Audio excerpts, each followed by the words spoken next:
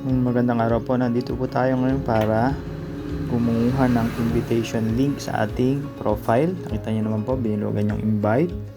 Hintayin lang po nating mag-load. Mabagal ang internet namin, ano. So, ayun, merong invite na gumagalaw sa baba. Pindutin nyo lang po yan. At yan, pwede po tayong mamili ng banner sa taas, no? Slide lang natin left and right. And then click po natin yung sa baba, yung click to share. Yan. So mamimili ako ng banner. Ito yung gusto ko, yung 10,000 points equals $1. Yan. And click to share. Pwede po natin siyang i-share sa Messenger, WhatsApp, Line, Facebook, Instagram, or yung copy link lang.